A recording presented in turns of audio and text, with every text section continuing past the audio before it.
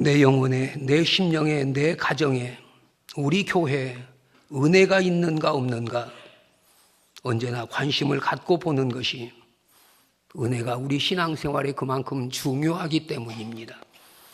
은혜를 카이로라고 합니다. 그 뜻은 유쾌하다, 행복하다라는 뜻입니다. 은혜를 받으면 유쾌합니다. 은혜를 받으면 행복합니다. 누가복음 1장 28절은 은혜를 받은 자여 평안할지어다. 은혜를 받으면 평안합니다. 다니엘서 10장 19절에서는 은총을 크게 받은 사람이여 두려워하지 말라, 평안하라, 강건하라, 강건하라. 이에 곧 내가 힘이 나서 은혜를 충만히 받으니까 평안하고 두려워하지 않고 강건하고 능력 있는 삶을 살게 되는 것입니다. 우리가 은혜를 받아야 기분 좋은 날들을 보낼 수 있고 행복을 누릴 수 있고 평안의 삶을 살 수 있으며 강건하며 영적인 능력을 힘입고 승리하는 삶을 살 수 있습니다. 우리의 삶의 환경이 답답하고 어렵고 힘들고 고통스러운 것들이 앞을 가로막을 때마다 우리는 하나님의 은혜를 사모하시기를 바랍니다. 은혜를 받으려면 은혜 받는 현장에 나와야 합니다. 히브리서 4장 16절 보면 우리가 긍휼하심을 입고 때를 따라 돕는 그 은혜를 힘입기 위하여 은혜의 보좌 앞에 담대히 나아갈 것이니라. 내가 늘 하나님의 긍휼하심을 받고 때를 따라 돕는 그 은혜를 힘입고 살려면 은혜의 보좌 앞에 나오시기를 바랍니다. 은혜의 보좌가 어디입니까? 그건 주님의 몸된 교회입니다. 우리는 늘 은혜 받으려고 은혜의 보좌 앞에 나오기를 힘써야 하고, 그리고 이미 우리가 받은 은혜를 더 큰 은혜를 사모하며 살아가는 우리의 신앙생활이 되시기를 바랍니다.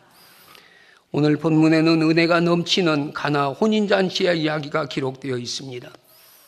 예수님과 그 어머니와 제자들이 어느 날 가나 지역에 있는 혼례잔치에 청함을 받습니다.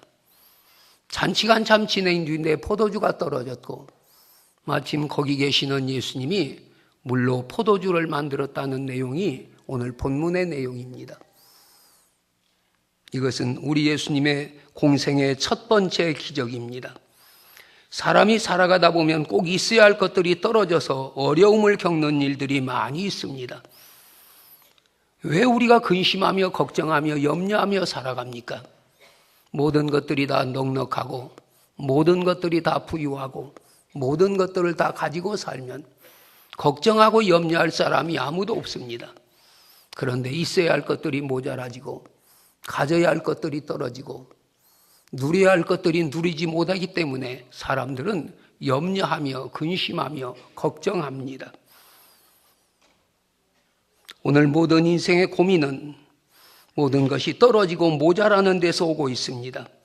건강해야 할 사람이 어느 날 갑자기 건강이 나빠져서, 잘 되던 사업이 어느 날 사업의 길이 막혀서, 공부를 잘하던 아이들이 성적이 내려가서, 오늘 잔치집에는 음식이 많아야 되는데 포도주가 떨어져서 근심입니다. 사람이 살다 보면 생각지 못한 일들에 부닥칠 수가 있습니다. 한 가지 실수 때문에 어려움을 겪는 수도 있고 다른 사람에게 창피를 당하는 경우도 있습니다. 오늘 가나 혼인잔치집의 경우는 포도주가 떨어져 어려움을 겪을 때 주님이 마침 그 잔치에 계셨기에 그 어려움을 해결할 수 있었다는 것입니다.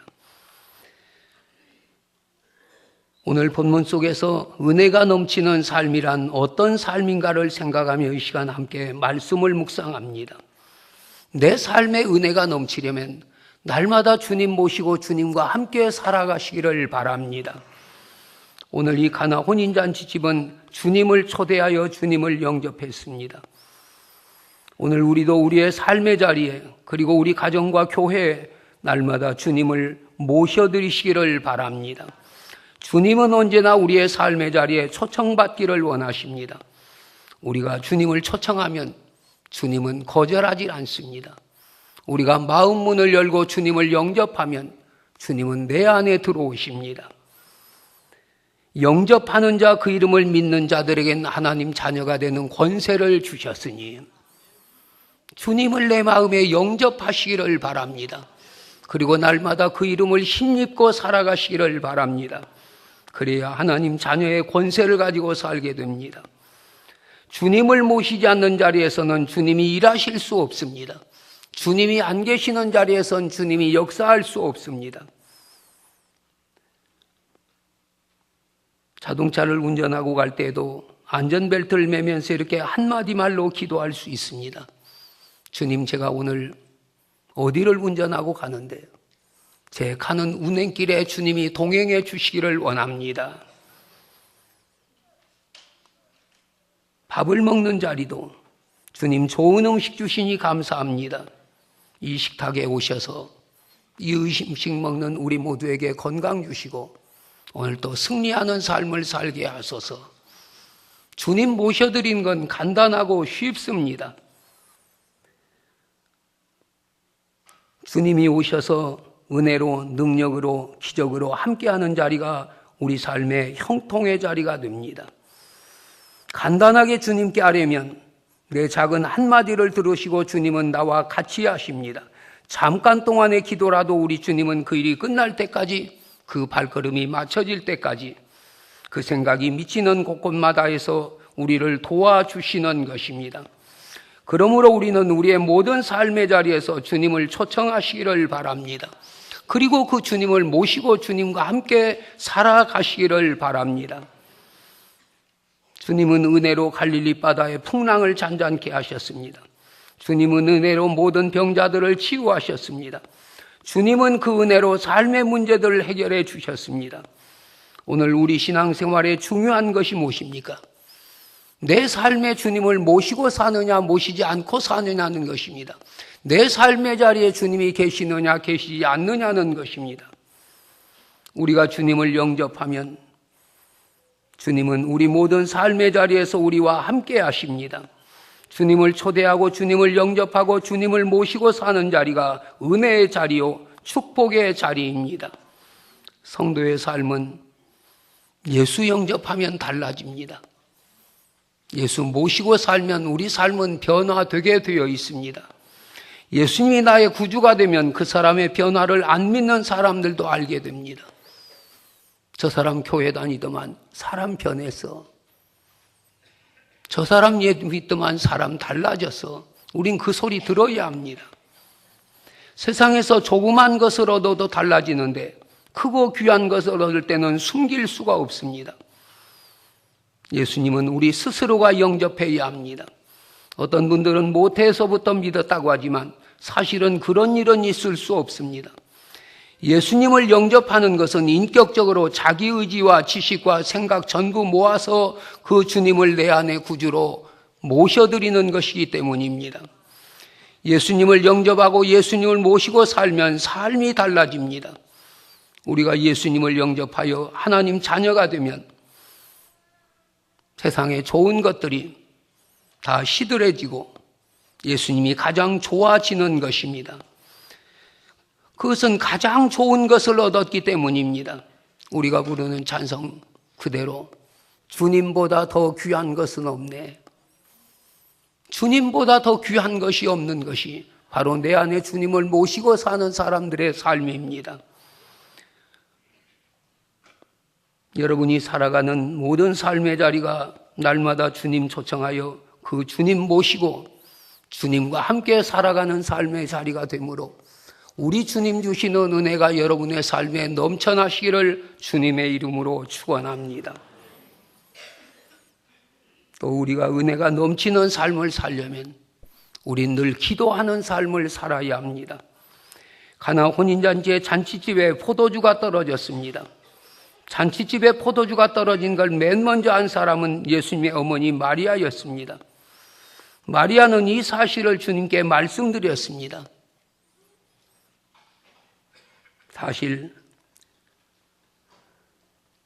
주님께 말씀드리는 그 신앙이 오늘 우리에게도 있어져야 합니다. 여러분, 포도주가 떨어지는 것이 문제가 아니라 포도주가 떨어졌다는 사실을 주님께 말씀드렸다는 것이 중요합니다. 오늘 우리의 삶도 마찬가지입니다. 내게 있는 여러 가지 삶의 문제들, 근심의 문제들이 있는 것이 문제가 아니라 내가 가지고 있는 삶의 문제들 주님 앞에 내어놓고 기도하느냐가 더 큰 문제입니다. 우리는 늘 내 힘으로 안 되는 것들, 내 노력으로 안 되는 것들, 내 방법으로 안 되는 것들, 내 앞에 막혀있는 모든 것들 주님 앞에 엎드려 기도하고 말씀드려서 우리 주님이 주시는 그 은혜가 우리 삶에 간증되시기를 바랍니다. 오늘 우리가 살고 있는 삶의 자리에도 누구에게나 삶의 문제들이 있고 답답한 사정들이 있습니다. 그런 어려운 문제들이 있다는 것이 중요한 것이 아니라 그 어려운 문제들을 내가 날마다 주님께 말씀드리며 주님 앞에 엎드리며 기도하며 사느냐가 중요합니다. 이 어려운 시대에 정말 우리들이 해야 할 일이 무엇입니까? 이 어려운 때에 하나님께서 우리에게 주시는 말씀은 무엇입니까? 요한복음 14장 13절 보면 너희가 내 이름으로 무엇이든지 구하면 내가 시행하리니, 그리고 14절은 똑같은 말씀 또 나옵니다. 너희가 내 이름으로 무엇이든지 구하면 내가 시행하리라. 시행하리니 시행하리라. 여러분, 야곱은 위기 상황에서 기도하고 문제를 해결받았습니다. 모세는 기도로 아멜렉과의 전쟁을 이겼습니다. 다니엘은 기도로 사자굴에서 살아났습니다. 히스기야는 기도로 죽을 병에서 살아났습니다. 베드로와 바울, 기도로 저들의 옥문이 열렸습니다. 성경은 이렇게 말씀합니다. 환난 날에 나를 부르라 내가 너를 건지리니, 고난의 날에 나를 부르라 내가 너를 건지리니. 이제 우리는 주님 안에서 우리의 살 길을 찾아야 합니다. 성경은 말합니다. 내게 구하라고. 내가 살고 내 가정이 살고 이 민족이 사는 길이 기도입니다. 오늘 우리의 가정에 어려움이 있습니까? 삶의 위기를 만났습니까? 고난이 있습니까? 질병을 만났습니까? 어떤 해결할 문제들이 있습니까? 이 모든 일을 넉넉하게 해결할 수 있는 주님 앞에 매달리시기를 바랍니다. 주님, 눈을 들어 보시옵소서. 귀를 열어 들으시옵소서. 우리를 이곳에서 이기게 하시고 피하게 하시고 감당하게 하여 주옵소서. 주님 앞에 간구하는 자만이 응답을 간증할 수 있습니다. 기도하는 자만이 삶을 간증하며 살 수 있는 것입니다. 1929년 미국에도 경제 대공황이 있었습니다. 경제적인 어려움과 정치적인 혼란이 왔을 때 몇 명이 모여서 하나님 앞에 기도하기를 시작했다고 합니다. 국가적으로 당하는 불경기에는 길이 없습니다. 한 개인이 어려운 일을 당할 때는 다른 사람이 도울 수 있지만 국가가 어려워지면 어디서 해결할 방법을 찾겠습니까? 이렇게 어려울 때 몇 명이 모여서 하나님 앞에 매달렸다고 합니다. 주님, 우리를 불쌍히 여겨주시고 살려주옵소서. 이것이 오늘의 세계적인 기독 실업인의 기초가 되었다고 합니다. 그리고 그들은 그때 그 불안과 불경기를 이겨내었고 그 높은 엠파이어 스테이트 빌딩도 그때 지어졌다고 합니다. 다 불경기라고 안 된다고 할 때 하나님께서 도우실 것을 믿고 하나님이 함께 하시면 더 크게 성장할 수 있다고 믿었기에 저들은 불황을 딛고 불경기를 딛고 일어설 수 있었던 것입니다. 실패를 딛고 일어설 수가 있었습니다. 사랑하는 성도 여러분, 우리는 오히려 어려울 때 하나님을 만날 수 있다는 사실을 믿으시기를 바랍니다. 내 힘으로 안 되는 일이 있을 때 하나님을 찾는 기회가 되시기를 바랍니다. 우리는 우리의 삶에 무엇인가 문제가 있을 때 주님 만나는 기간으로 받아들이시기를 바랍니다. 어려울 때 기도하고 어려울 때 주님 모셔야 합니다. 우리가 주님 앞에 엎드리면 주님이 도와주십니다.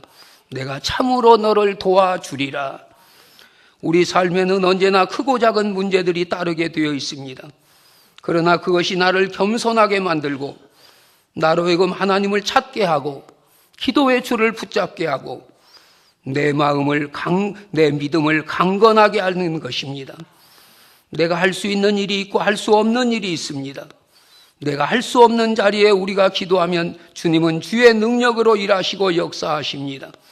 많은 사람들이 어려운 일이 있을 때 주님께 찾아와 말씀드렸습니다. 백부장이 자기 하인이 중병으로 알아누웠을 때 주님께 말씀드리고 하인의 병이 고쳤습니다. 마리아와 마르다가 그 오람이 나사로가 병들어 죽게 되었을 때 저들은 주님께 말씀드리고 자신들의 문제를 해결받았습니다. 딸이 흉악하게 귀신 들렸던 가나안 여인도 딸의 문제를 가지고 주님께 나와 부르짖고 딸의 병을 고쳤습니다. 우리는 오늘 삶의 자리에 어려움이 있을 때마다 주님께 말씀드리는 삶을 살아가시기를 바랍니다. 사람이 살아가는 자리마다 어디에나 그리고 언제나 문제는 있기 마련입니다. 부족한 것도 있습니다. 모자란 것도 있습니다. 떨어진 것도 있습니다. 사람이 살아가는 자리에 당연히 있어야 하는 것들입니다. 여러분, 그럴 때마다 주님께 나오시기를 바랍니다. 주님께 기도하시기를 바랍니다. 주님께 간구하시기를 바랍니다. 내 삶의 부족을, 내 삶의 불황을, 내 삶의 불경기를 되맡아 주실 주님께 말씀드리며 기도하시기를 바랍니다. 마태복음 13장 30절 보면 베드로가 갈릴리 바다 위로 걸어오시는 주님을 향해 물 위로 걸어가고 있었습니다.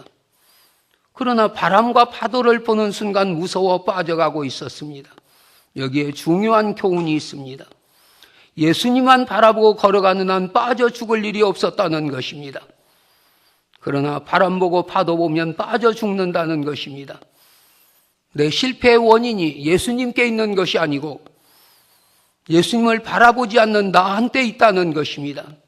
그때 베드로가 소리를 지릅니다. 주여 나를 구원하소서. 그가 소리를 질러 구원을 요청한 것이 오늘 우리로서는 기도입니다. 주님은 즉시 손을 내밀어 저를 붙잡아 주셨습니다. 오늘 우리도 죽지 않고 살려면 주님을 부르시기를 바랍니다. 망하지 않고 일어서려면 기도하시기를 바랍니다. 더 이상 물속에 침몰하지 않으려면 주님 바라보고 주님 손 붙드시기를 바랍니다.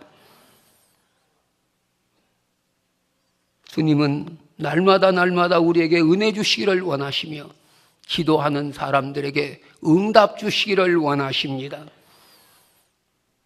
예수 믿는 것은 받은 증거 많도다. 부르는 찬송만이 아니고 그게 내 삶의 간증이 되시기를 바랍니다. 또 은혜가 넘치는 삶을 살려면 우리는 순종하는 삶을 살아야 합니다. 예수님의 어머니가 예수님에게 포도주가 떨어졌다고 말씀하시자 예수님은 여자여 그게 나와 무슨 상관이 있습니까? 거절을 합니다. 그래도 예수님의 능력을 아는 마리아는 하인들에게 명령을 합니다. 주께서 너희에게 무슨 말씀을 하시든지 그대로 하라. 이게 마리아의 믿음입니다. 주님은 하인들에게 비낭아리의 물을 가득 채우라고 했습니다. 그리고 이제는 그 물을 떠서 연하장에게 갖다 주라고 했습니다. 돌 항아리에 물을 채우라고 할 때는 하인들이 순종할 수 있었을 것입니다. 그러나 생각 밖에 그것을 갖다가 연회장에게 갖다 주라고 할 때는 하인들은 순종할 수 없었을 것입니다. 왜냐하면 주님의 명령이 상식에 맞지 않고 이치에 맞지 않고 경험에 맞지 않았기 때문입니다. 그날 그 집에 있는 돌 항아리는 식사 전후에 손 씻고 외출하고 돌아와 발 씻기 위해 사용할 물을 담아두는 항아리였기 때문에 하인들이 지금까지 가고 있는 자기들의 상식과는 전혀 맞지 않았으며 다른 하나는 비과학적이기 때문입니다. 포도주는 포도가 있어야 담굽니다. 또 포도로 담근다 해도 당장 순식간에 발효되어 포도주가 되는 것도 아닙니다. 그런데 예수님은 비상식적이고 비과학적인 방법으로 포도주를 만들겠다고 명령을 하고 있으니 하인들이 볼 때는 선뜻 순종하기가 어려웠을 것입니다. 그럼에도 하인들은 순종했습니다. 물을 돌항아리에 부으라면 부었고 연하장에 갖다 주라면 갖다 주었습니다. 사랑하는 성도 여러분, 우리 신앙생활이 무엇이라고 생각을 하십니까? 그건 말씀에 순종하는 것입니다. 말씀대로 사는 것입니다. 말씀 앞에 아멘 하는 것입니다. 연회장은 물로 된 포도주를 맛보고 어디서 이 맛 좋은 포도주가 났는지 알지 못했지만 하인들은 알더라고 했습니다. 여러분, 은혜는 받은 사람만이 압니다. 응답도 받은 사람만이 압니다. 기적도 경험한 사람만이 압니다. 기적은 순종하는 자들만이 압니다. 하나님의 은혜도 받은 자만이 압니다. 하인들은 자신들에게 주님이 무슨 말씀을 해도 그것이 상식에 맞지 않고 비과학적이라 해도 그 말씀대로 했더니 물이 변하여 포도주가 되는 기적을 경험하게 된 것입니다. 오늘 우리도 마찬가지입니다. 성경의 하나님 말씀이 상식에 맞는 것, 맞지 않는 것 참으로 많습니다. 말씀으로 천지를 창조하셨다. 우리 이성으로는 해석할 수 없는 문제지요. 홍해바다가 갈라졌다. 여리고성이 무너졌다. 요단을 건넜다. 쓴물이 단물이 되었다. 우리의 상식으로 참으로 이해할 수 없는 많은 사건들이 성경에 기록되어 있습니다. 우리도 우리의 상식에 맞지 않고 우리 경험에 맞지 않고 우리 논리에 맞지 않아도 하나님 말씀이기에 믿으시기를 바랍니다. 하나님 말씀이기에 순종하시기를 바랍니다. 부지런히 하나님 말씀을 믿고 순종하면 내 힘으로 안 되는 일에 하나님이 역사하셔서 우리 삶에 기적을 보여주시고 하나님 살아계심을 보여주시고 하나님 함께하심을 나타내 주십니다. 하나님은 모세에게 지팡이를 들고 손을 바다로 내밀어 그것으로 갈라지게 하심으로 모세가 순종했더니 홍해바다가 갈라지는 기적을 봅니다. 하나님은 여호수아에게 여리고성을 하루에 한 번씩 돌고 엿새 동안은 7일째 되는 날에는 7번 돌라 하심으로 그대로 순종했더니 여리고성이 무너졌습니다. 밤이 새도록 고기를 잡지 못한 베드로에게 깊은 데로 가서 그물을 던지라 했더니 베드로가 그 말씀대로 했더니 그물이 찢어지도록 많은 고기를 잡았습니다. 사랑하는 성도 여러분, 말씀대로 순종하는 자리에 하나님의 역사가 있습니다. 말씀대로 사는 자리에 하나님의 기적이 있습니다. 말씀대로 사는 자리에 하나님의 응답이 있습니다. 이 가정의 잔치가 하나님께 영광이 되더라고 했습니다. 모든 사람이 신랑 신부를 칭찬했고 하객들은 다 기뻐했습니다. 교회도 우리 가정도 성도의 삶도 마찬가지입니다. 주님이 우리 삶을 축복하시면 위로 하나님께 영광이 되고 함께하는 사람에게 기쁨이 되고 모든 사람에게 유익이 되는 것입니다. 바로 이것이 은혜가 넘치는 삶입니다. 오늘 내 삶의 자리가 은혜가 넘치는 삶이 되려면 내가 살아가는 모든 삶의 자리마다 주님 초청해서 주님 모시고 주님과 함께 살아가시기를 바랍니다. 어려울 때마다, 힘들 때마다, 답답할 때마다 주님 앞에 엎드려 주님의 도우심을 구하며 기도하시기를 바랍니다. 무슨 말씀을 하시든지 그대로 순종하시기를 바랍니다. 물이 변하여 포도주가 되게 하시는 그 주님은 오늘도 우리와 함께 하시기를 원하십니다. 우리 삶에 역사하시기를 원하시며 우리 삶에 일하시기를 원하십니다. 우리가 살아가는 삶의 자리마다 이 은혜가 누려지시기를 그리고 간증되시기를 주님의 이름으로 축원합니다. 기도하시겠습니다.